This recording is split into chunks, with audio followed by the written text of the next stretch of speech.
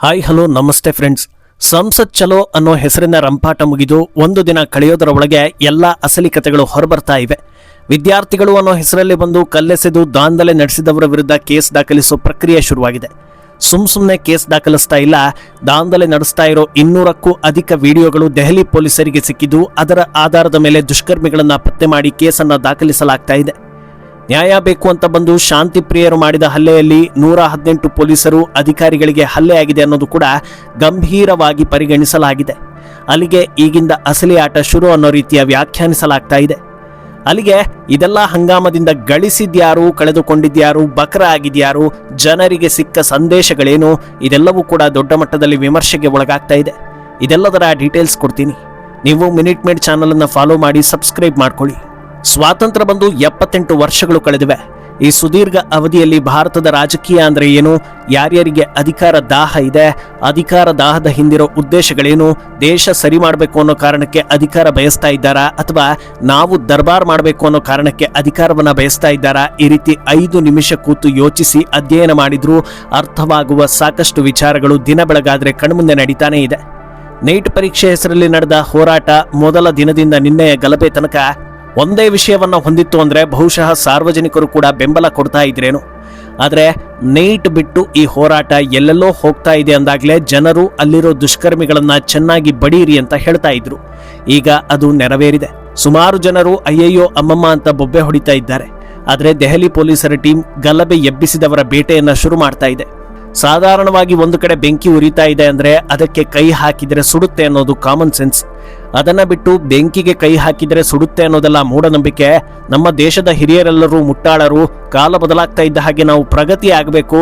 ಜನರು ಇನ್ನೂ ಹಳೇದನ್ನೇ ನಂಬ್ಕೊಂಡಿದ್ದಾರೆ. ಹಿಂದೂ ಧರ್ಮ ಸರಿಯಿಲ್ಲ, ವಿಜ್ಞಾನ ಬೆಳೀಬೇಕು ಅಂತ ಅತಿ ಬುದ್ಧಿವಂತಿಕೆಯಿಂದ ಬೆಂಕಿಗೆ ಕೈ ಇಟ್ರೆ ಏನಾಗುತ್ತೆ ಅನ್ನೋದು ನಿಮಗೆ ಗೊತ್ತಿದೆ. ಸಂಸತ್ ಚಲೋ ಅನೌನ್ಸ್ ಮಾಡಿದಾಗಲೇ ದೆಹಲಿ ಪೊಲೀಸರು ಅದಕ್ಕೆ ಪರ್ಮಿಷನ್ ಕೊಟ್ಟಿರಲಿಲ್ಲ. ಗಲಭೆ ನಡೆಸೋದಕ್ಕೆ ನಾವು ಬಿಡಲ್ಲ ಅನ್ನೋದನ್ನ ಖಡಕ್ಕಾಗಿ ಹೇಳಿದ್ರು. ಅದನ್ನು ಮೀರಿ ಗಲಭೆ ಎಬ್ಬಿಸೋದಕ್ಕೆ ಬಂದ್ರೆ ಏನಾಗುತ್ತೆ ಅನ್ನೋದು ಕಾಮನ್ ಸೆನ್ಸ್. ಆದರೆ ಯಾರೋ ಪ್ರಚೋದನೆ ಕೊಟ್ಟರು ಅಂತ ಬೀದಿಗಿಳಿದು ರಂಪ ಮಾಡಿದವರಿಗೆ ಈಗ ಕಂಟಕ ಶುರುವಾಗಿದೆ. ಗಲಭೆ ಬೆನ್ನಲ್ಲೇ ಎಲ್ಲ CCTV ಹಾಗೂ ಇತರೆ ದೃಶ್ಯಗಳನ್ನ ಪೊಲೀಸರು ಮಾನಿಟರ್ ಮಾಡ್ತಾ ಇದ್ದಾರೆ.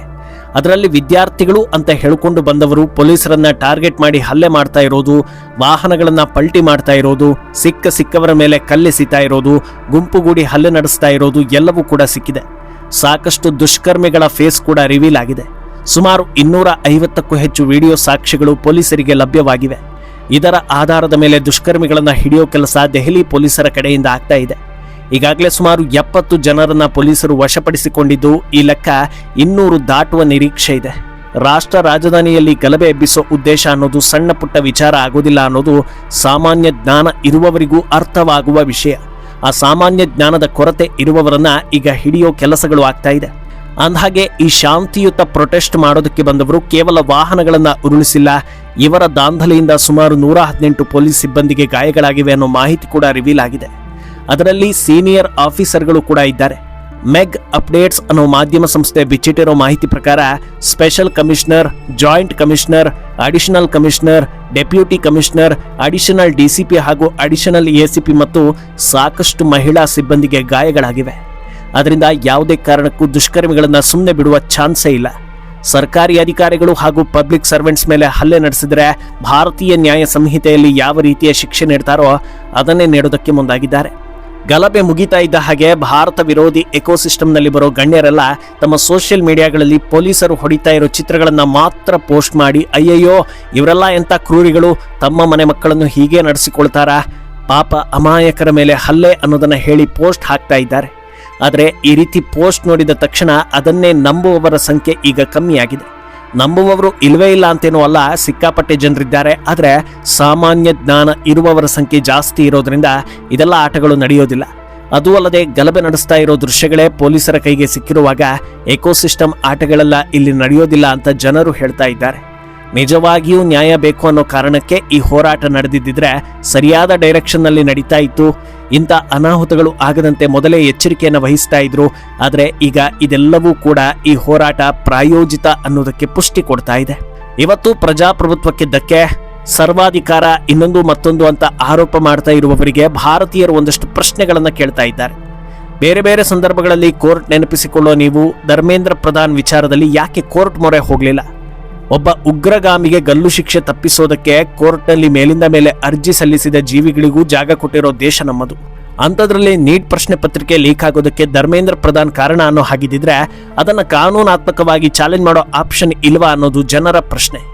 ಇದೇ ಹೊತ್ತಲ್ಲಿ ಇನ್ನೂ ಕೆಲವರು ಹೇಳ್ತಾ ಇರೋದು, ಕೋರ್ಟ್ಗೆ ಹೋದ್ರೆ ಅವರು ಸಾಕ್ಷಿ ಕೇಳ್ತಾರೆ, ಸಾಕ್ಷಿ ಇಲ್ಲ ಅಂದ್ರೆ ಹಿನ್ನಡೆ ಆಗುತ್ತೆ. ಆದ್ರೆ ಇಂಥ ರಂಪಾಟ ರಗಳೆ ಮಾಡೋದಕ್ಕೆ ಯಾವ ಸಾಕ್ಷಿ ಆಧಾರ ಬೇಕಾಗೋದಿಲ್ಲ. ಭಾವನಾತ್ಮಕವಾಗಿ ನಮ್ಮ ಹಕ್ಕು ನಮ್ಮ ಹಕ್ಕಿಗೆ ಧಕ್ಕೆ ಅಂತ ಹೇಳ್ಬಿಟ್ರೆ ಖಾಲಿ ಕೂತ ಜನರೆಲ್ಲ ಹೌದೌದು ಅಂತ ಹೇಳ್ತಾರೆ ಅನ್ನೋ ಧೈರ್ಯದ ಮೇಲೆ ಈ ರೀತಿ ಮಾಡಿದ್ರ ಅನ್ನೋ ಚರ್ಚೆ ಕೂಡ ನಡೀತಾ ಇದೆ. ಇನ್ನು ಇದೆಲ್ಲದರಿಂದ ಯಾರು ಏನು ಗಳಿಸಿದ್ರು, ಯಾರು ಏನು ಕಳ್ಕೊಂಡ್ರು ಅನ್ನೋ ಪ್ರಶ್ನೆ ಕೂಡ ಹುಟ್ಟಿದೆ. ಇದನ್ನ ತಿಳಿಸೋ ಮೊದಲು ಸ್ಪಾನ್ಸರ್ಡ್ ಹೋರಾಟ ಹೇಗಿರುತ್ತೆ ಅನ್ನೋದನ್ನ ಚಿಕ್ಕದಾಗಿ ಹೇಳ್ತೀವಿ. ಮೊದಲ ಹಂತದಲ್ಲಿ ಆಯ್ದ ಕೆಲವರನ್ನ ಮುಂದೆ ಬಿಡ್ತಾರೆ. ನಂತರದಲ್ಲಿ ಇದನ್ನ ದೊಡ್ಡ ಕ್ಯಾಂಪೇನ್ ಮಾಡೋ ಸಲುವಾಗಿ ವಿವಿಧ ಸೋಷಿಯಲ್ ಮೀಡಿಯಾ ಇನ್ಫ್ಲೂಯೆನ್ಸರ್ಸ್, ಖಾಲಿ ಇರೋ ಸೆಲೆಬ್ರಿಟಿಗಳು ಇವರೆಲ್ಲರನ್ನ ಮುಂದೆ ತರ್ತಾರೆ. ಸೀರಿಯಲ್ ಸಿನಿಮಾಗಳಲ್ಲಿ ಬರೋ ಭಾವನಾತ್ಮಕ ಸನ್ನಿವೇಶಗಳಿಗಿಂತಲೂ ಹೆಚ್ಚಿನ ಇಂಪ್ಯಾಕ್ಟ್ ಮಾಡೋ ತರ ಬರಹಗಳು, ಕವಿತೆಗಳು, ಫೋಟೋ ಸ್ಟೋರಿಗಳು, ಹೇಳಿಕೆಗಳು ಎಲ್ಲವನ್ನೂ ಸತತವಾಗಿ ನೀಡ್ತಾ ಬರ್ತಾರೆ. ಹೋರಾಟಕ್ಕೆ ಜನರನ್ನ ಸೇರಿಸ್ತಾರೆ, ಪ್ರಚೋದಿಸಿ ಪೊಲೀಸ್ ಆಕ್ಷನ್ಗೆ ದಾರಿ ಮಾಡಿಕೊಡ್ತಾರೆ. ಲಾಠಿ ಚಾರ್ಜ್ ಆಗ್ತಾ ಇದ್ದ ಹಾಗೆ ಏಕಕಾಲಕ್ಕೆ ಸೋಷಿಯಲ್ ಮೀಡಿಯಾದಲ್ಲಿ ಕೆಲ ಸಾಹಿತಿಗಳು ಸ್ವಲ್ಪ ಹೆಸರು ಮಾಡಿದ ಹೆಣ್ಣು ಮಕ್ಕಳನ್ನ ಮುಂದೆ ಬಿಟ್ಟು ಅವರ ಹತ್ತಿರ ಕಣ್ಣೀರು ಹಾಕಿಸಿ ಸರ್ಕಾರ ಹೀಗೆ ಮಾಡಿದ್ದು ಸರಿನಾ ಅಂತ ಹೇಳಿಸ್ತಾರೆ ಅನ್ನೋದು ರಾಜಕೀಯ ತಜ್ಞರು ಹಾಗೂ ದೇಶ ಪ್ರೇಮಿಗಳ ವಾದ. ಈ ಸಂಪೂರ್ಣ ಪ್ರಕ್ರಿಯೆಯಲ್ಲಿ ಯಾರು ಕೂಡ ಬಿಟ್ಟಿ ಕೆಲಸ ಮಾಡಿಲ್ಲ. ಯಾರಿಗೆ ಯಾವ ರೀತಿ ಸಂಭಾವನೆ ಸಿಗಬೇಕೋ ಎಲ್ಲವೂ ಸಿಕ್ಕಿದೆ ಅನ್ನೋ ಟಾಕ್ ಕೂಡ ಇದೆ. ಆದರೆ ಅನುಭವಿಸಿದ್ದು ಯಾರು? ಜೀಪ್ ಪಲ್ಟಿ ಮಾಡಿ ಪೊಲೀಸರ ಮೇಲೆ ಹಲ್ಲೆ ಮಾಡಿ ಲಾಠಿ ಏಟು ತಿಂದು ಈಗ ಸಾಕ್ಷಿ ಆಧಾರದ ಮೇಲೆ ಕೇಸ್ ಕೂಡ ದಾಖಲಾಗ್ತಾ ಇದೆ. ಇವರ ಕತೆ ಏನು?